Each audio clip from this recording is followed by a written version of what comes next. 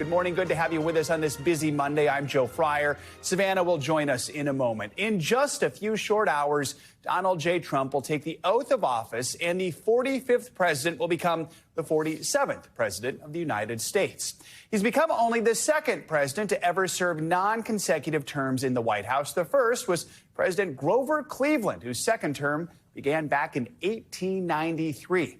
As is customary, the president-elect is waking up this morning at the historic Blair House just across Pennsylvania Avenue from the White House today. Mr. Trump will begin his day by attending a service at St. John's Episcopal Church that's near the White House, another tradition for presidents-elect. He arrived in Washington over the weekend, taking part in several events, including a rally with supporters. He also hosted a candlelight dinner. The president-elect spoke about his vision for the future of the country. We will end 4 years of failure, disaster, and decline, and we will begin the 4 greatest years in the history of our country. We're going to turn it around. We're going to turn it around quick, and we're going to do things that nobody thought even were possible. We're inheriting a nation faced with crises at home and abroad. NBC News Chief White House correspondent Peter Alexander kicks off our coverage this morning. Peter, good to see you. So before we get into today's festivities, let's begin with President-elect Trump's busy weekend in Washington, building up to today, building up to the inauguration. Walk us through some of the highlights. Yeah, President-elect Trump arriving in Washington over the weekend on Saturday, being celebrated by many friends, allies, and others at his golf property in Virginia. A fireworks show punctuating that event as he greeted many people, the faithful. And I'll tell you, having traveled into Washington, D.C. from out of town, there are tens of thousands of MAGA faithful who arrived here over the course of the last several days, many of whom are still trying to sort out exactly how they're going to get an opportunity to celebrate his arrival. 250,000 ticketed individuals were expected to be, many of them on the mall. The mall now effectively open, but nothing to do there. There are no jumbotrons. Only 20,000 fit in the Capital One Arena, where the president last night hosted a big rally, at times, excuse me, dancing with the village people as well as part of the festivities. And here's part of what he told the assembled crowd there. Listen. We're going to end the reign of a failed and corrupt political establishment in Washington, a failed administration. We're not going to take it anymore. You're going to see executive orders that are going to make you extremely happy. Lots of them. Lots of them. The invasion of our borders will have come to a halt, and all the illegal border trespassers will in some form or another be on their way back home. That was the incoming and former President Donald Trump as he prepares to arrive as President of the United States once again. As you noted, Joe, this morning, a lot on tap for him. He wakes up really only a matter of steps from here at the White House, at the Blair House, before a quick visit to the St. John's Church a short block away. And then he'll come here to join the Bidens for a tea, a tradition that, of course, when he departed before the inauguration last go around, he did not share with the Bidens then. So, Peter, obviously the ceremony inside, because it's really cold. I don't need to tell you that, but I'll let you put on your weather reporter hat, describe the conditions to us, and then talk more about the actual ceremony, what we're going to see later on this morning. Yeah, Joe, I owe you for my Christmas gift. This scarf is going to get a lot of good use today. This is going to be a cold one as we get started on this Monday morning. Temperatures, wind chill in particular, are expected to dip into the single digits over the course of the day, likely to hover around 20 degrees. Cold enough that Donald Trump, of course, late last week announced that everything would be moved inside. That means the parade down Pennsylvania Avenue would become a festivity at Capital One Arena. The only reason they could make that happen so quickly, frankly, was because he had a celebration already scheduled to take place there last night. So you have the inauguration, the speech, all the traditions you're used to seeing, not done since Ronald Reagan's second term in 1985. Those will be taking place inside the Capitol Rotunda before he ultimately comes here after that celebration at Capital One Arena. Then there's that quick transition, of course, Joe. They got to move out all the Biden stuff, move in the Trump stuff very quickly. As you note, the Trumps are familiar guests at this place, and they will return to the People's House in only a matter of hours from now. That transition always amazes me, the moving that happens there. And, Peter, I'm glad the scarf is keeping you warm. Let's talk about what happens then after that. Trump has teased all sorts of executive orders he plans on signing right away. What can we expect? Yeah, that's exactly right. Now, this reporting is evolving right now. The latest information we have from multiple transition officials is expect at least 50 executive actions to take place. Recognize executive actions. Some of them can be a bit legally dubious. They may not have the same force of law, but the president has made clear, his aides have made clear, as he communicated to Kristen Welker, our colleague as well, that he is hoping to have a record-setting number of these, more than Americans have ever seen in history. A lot of them are going to focus on issues that he has complained about through the course of the campaign, most notably the topic of immigration, with NBC News learning that there had been initial plans made for some of those mass deportation raids to take place, perhaps as early as tomorrow. The reporting on that changing, perhaps, that may say they are holding off on it right now. He's going to try to roll back many of the things that his predecessor, Joe Biden, did as it relates to climate change initiatives, the anticipation that he will pardon some January 6th rioters today as well. He has a lot on his plate. And Joe, just to give you a sense of sort of the pomp and ceremony of the day, we're expecting that some of those executive actions he will sign on stage at Capital One Arena only a matter of hours after taking the oath. All right. Peter Alexander, stay warm, my friend. Good to see you. Let's continue this conversation with NBC News senior national politics reporter John Allen. John, good to see you. It has been a roller coaster 4 years for President-elect Trump. Put it simply, you had the January 6th riots, all the legal cases he faced, including a conviction in the hush money trial, yet he was ultimately reelected to office. Amid all that, where does he begin his second term? What does the snapshot of this moment reveal? Yeah, and Joe, I would also just add to that list of things that he survived, of course, a gunshot wound to his ear in the Butler, Pennsylvania rally back in July. So where does he come in for a second term? He comes in as a president who is seasoned by 4 years in the office and 4 years out of it, thinking about what he'd like to do when he comes in. He has learned lessons from the last time he was president. The people around him have learned lessons. We will see, I think, pretty quickly here what he takes from those lessons. We're going to see, as Peter said, a flurry of executive actions. He is walking into an office that is, structurally strengthened since the last time he left it. The Supreme Court having ruled that a president cannot be held accountable legally for anything that he does in office connected to his official duties, which frees a president from the fear of future prosecution. So we'll see how that emboldens him in terms of testing the legal limits on the presidency. But this is somebody who definitely knows what he wants to do coming into office. And John, you mentioned all those executive orders. Immigration seems to be at the top of the list. What can he realistically accomplish on day one when it comes to the issue of immigration? I mean, I would not be surprised, Joe, if we saw raids today, if we saw efforts to begin deportations today. Certainly, there's not going to be much time between him being sworn in and that effort starting. It's something that is, very graphic, very visible, very visual, and tangible for a base in his party that has been calling for that for many, many years. In fact, the first speech he gave as a politician launching his campaign for the 2016 Republican nomination, the idea of building a border wall was central to that launch. So, I think that's one of the things that we will be paying a lot of attention to in the next 24 hours, the next 48 hours, and in the early weeks of the Trump administration. And John, beyond the issue of immigration, what are some of the other executive orders you're expecting today? We're expecting to see one reversing the spending for the Inflation Reduction Act climate component. So Joe Biden's big legislative win, one of his big legislative wins, Trump has decided that he wants to cut off funding for that. That could create a legal fight. The president is not allowed under the Impoundment Control Act of 1974. The president's not allowed to stop funding things that Congress have appropriated money for.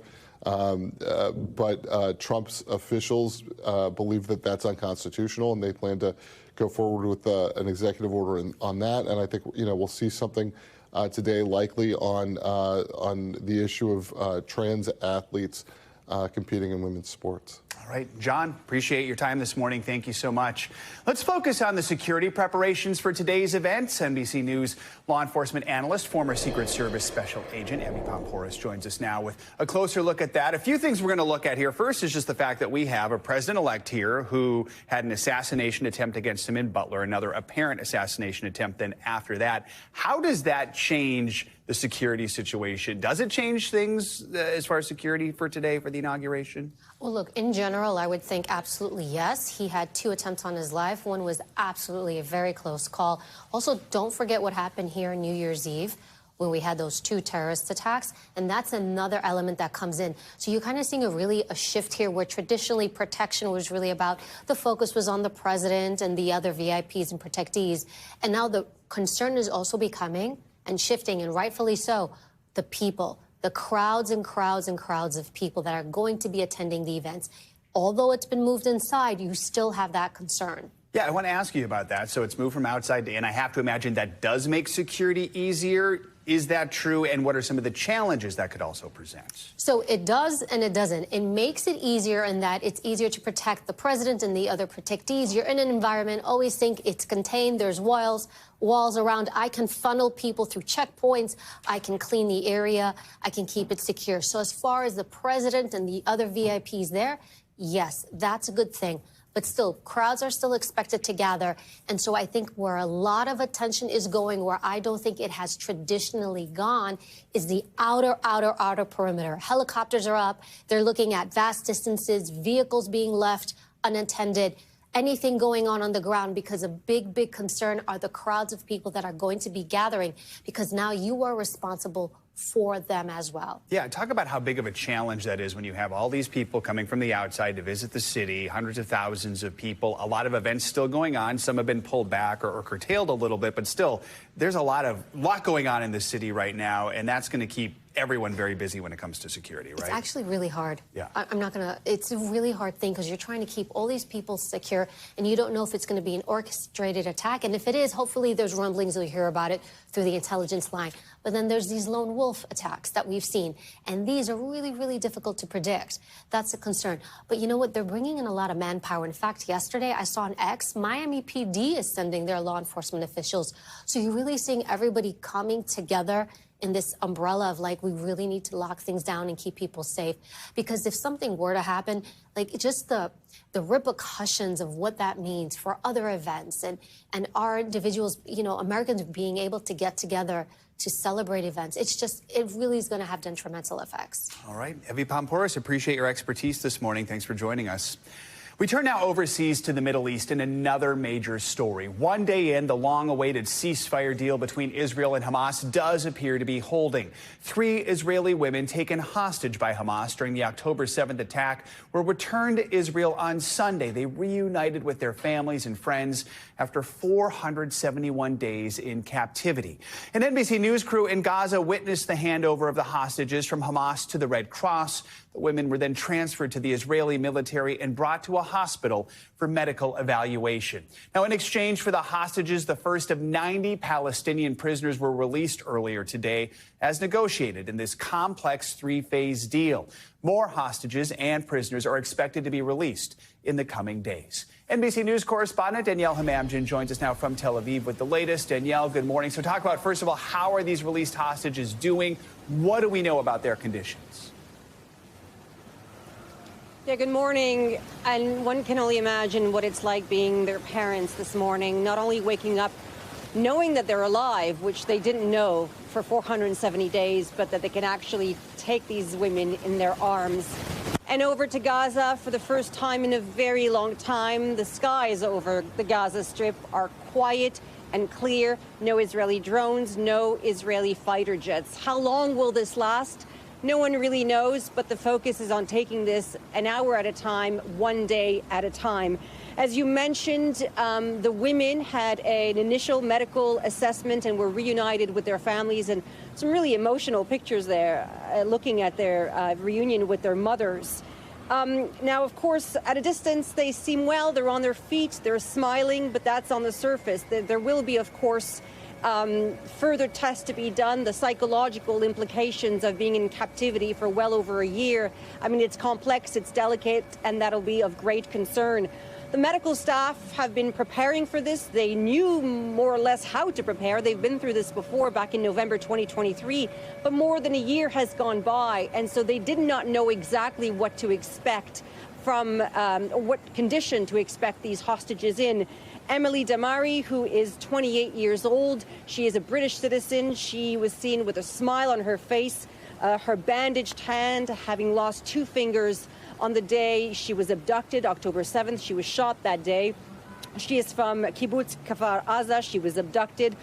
And she was seen, smiling yesterday. And her mom, in a statement, said this morning, Emily is doing much better than any of us could have anticipated. So good news there. Absolutely, Danielle. I mean, you're right. The images of these women embracing their loved ones, it offers a glimmer of hope after so many months of uncertainty and despair for these families. But we do have to keep in mind there are many more hostages whose families are awaiting their return. Talk about the timeline for the release of more hostages, including the 3 American hostages presumed to still be alive. Yeah, the next hostage for prisoner release will happen on day 7. That takes us to next Saturday, February 1st, and we understand, according to a senior administration official, that 65-year-old American Keith Siegel, he will be released on day 14, and so, forgive me, that will be February 1st. Soon after, we will see 36-year-old Sagi Dekel Khan, who is understood to be injured, and this entire process, the first stage, which is lasting 42 days, it will happen on a weekly basis up until the very end. Last week, all the other hostages will be released. There will be 5 remaining Americans after that, dead and alive. They are expected to be released in phase 2 of this deal, if we ever get there, Joe. All right, Danielle, appreciate your reporting. Thank you so much. Now, this ceasefire is just one of many global issues that could be impacted by a new American president. Mr. Trump said he's planning to sign a, quote, record-setting number of executive actions when he takes office later today. And that does include some foreign policy plans that are likely to shake up America's global alliances. For more on this, let's bring in NBC News Chief International Correspondent Keir Simmons, who joins us from Washington. Keir, good morning. Good to see you. So let's start with the ceasefire deal between Israel and Hamas. Yeah. Both President Biden and Mr. Trump have been quick to claim responsibility for the deal. I mean, let's listen to what they both had to say about it just yesterday. This was the deal that I outlined for the world back in May 31st. Many of you covered it at the time. It was endorsed overwhelmingly by folks around the world. This week we achieved an epic ceasefire agreement as a first step toward lasting peace in the Middle East. And this agreement could only have happened as a result of our historic victory in November. So, Keir, what can you tell us about America's involvement in these negotiations? I mean, is it clear that either administration deserves more credit in these negotiations, or is it just fair to say in their own ways both administrations did play some role here? Yeah, both are right, honestly. Now, look, on the ground, those involved are actually praising each other for their cooperation. So that's quite something. And that being said, the fact that President-elect Trump was about to take office, the fact that he said all hell will break loose, whatever that really meant, if it didn't happen, the fact that his envoy, Steve Witkoff, extraordinary, this property developer from Florida and New York, intervened, flew there, got involved in the negotiations, untold by a senator who knows him well, that he paid for his own travel. That had a big impact on these negotiations. And then you saw Steve Witkoff at the rally yesterday that President-elect Trump held. Again, what an extraordinary thing to see him at a political rally, the man that President-elect Trump has designated as his envoy for the Middle East, the person that they say was crucial to these negotiations. That being said, Joe, there is a long way to go. As Danielle suggested there, it is putting one foot in front of the other, step by step, with these talks. And Steve Witkoff, President-elect Trump, could find themselves having to try and get things back on track on numerous occasions in the weeks ahead. Such an important point there, Keir. I want to get to the conflict on another front, the Russia-Ukraine war. One of Mr. Trump's boldest promises was that he would end the war within 24 hours of taking office or even before. That remains to be seen. The clock will start ticking in a few hours here. Has he spoken to the leaders of either nation recently? I mean, does he have a real plan of action here? He's spoken to President Zelensky. According to the Russians, he hasn't spoken to President Putin. Now, whether or not there have been communications behind the scenes, there's another envoy, General Keith Kellogg, who is assigned to try to bring about the kind of political resolution that President-elect Trump has said he wants. You know, within this foreign policy of this new administration, there is going to be tension between the traditional Secretary of State, for example, National Security Advisor, and these envoys that are being sent out and will have a direct line to President-elect Trump, soon to be President Trump. So the question of whether there can be negotiations that end with a kind of settlement over Ukraine and Russia, it is going to be fraught. It is going to be, frankly, likely as fragile as those Middle East talks that we were just talking about. And we don't know yet what kind of resolution it will be. We do know, of course, that the mandate for President-elect Trump was to get to the end of the fighting. And frankly, you have to assume that that likely means even with Russia holding some of the territory that it has illegally seized during the almost 3 years of this war. And Keir, let's talk about what's happening here in North America. Weeks after his election, Mr. Trump promised to implement tariffs on products imported from two of America's biggest trading partners. He posted on Truth Social in November, on January 20th, as one of my many first executive orders, I will sign all necessary documents to charge Mexico and Canada a 25% tariff on all products coming into the United States and its ridiculous open borders. Now, we don't have any reporting yet that that is actually on tap for one of his executive orders today, but clearly this is an issue that's important to him. What kind of impact could this have on the global economy?